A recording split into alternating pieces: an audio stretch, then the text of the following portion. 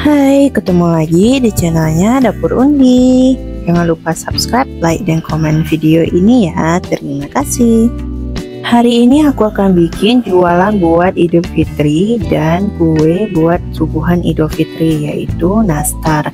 Yang mana nastar ini banyak digemari semua orang. Mau tahu cara bikinnya? Nastar dengan oven tangkring tanpa gagal dan glowing juga nastarnya, serta lumer di mulut saat dimakan. Yuk tonton terus videonya, jangan di skip karena di beberapa video ada tips and trick agar nastarnya berhasil. Yuk langsung aja ke cara membuatnya.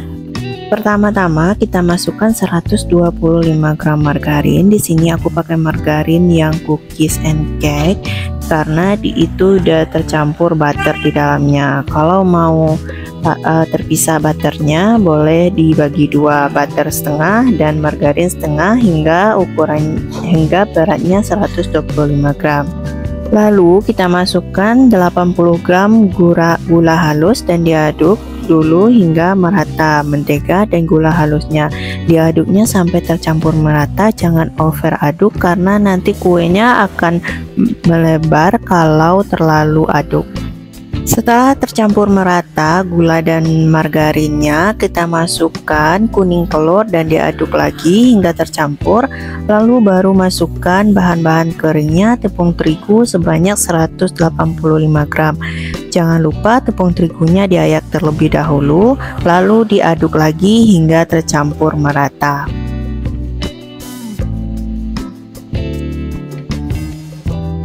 Saat mengaduk tepung terigu ini, diusahakan aduknya pakai sendok dulu dan jangan langsung pakai tangan, nanti terkena suhu panas tangan. Jadi diaduk dulu hingga tercampur, baru nanti kita aduk menggunakan tangan hingga tercampur aja.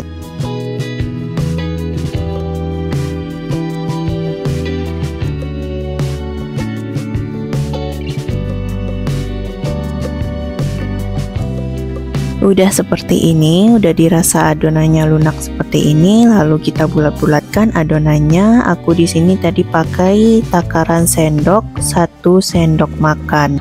Lalu ini untuk selai nastarnya udah aku bulatin juga, itu sebanyak 1 sendok teh, atau kalau ditimbang itu selainya 3 gram dan adonannya 6 gram. Setelah semuanya dibulatkan, kita masukkan selainya ke dalam adonan, pipihkan dulu adonan dan masukkan selainya ke dalam, baru kita bulat-bulatkan.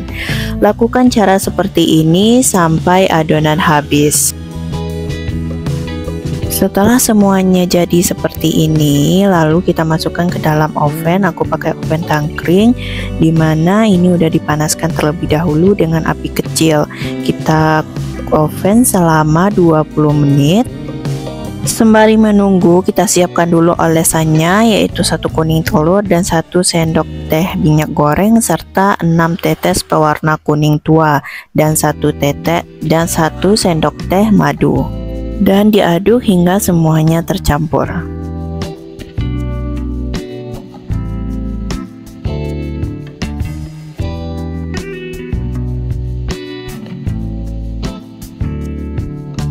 Ini nastarnya udah 20 menit dipanggang. Setelah itu keluarkan, ini baru setengah matang, dan kita oleskan dulu kuning telurnya di atasnya. Oleskan untuk semua nastar.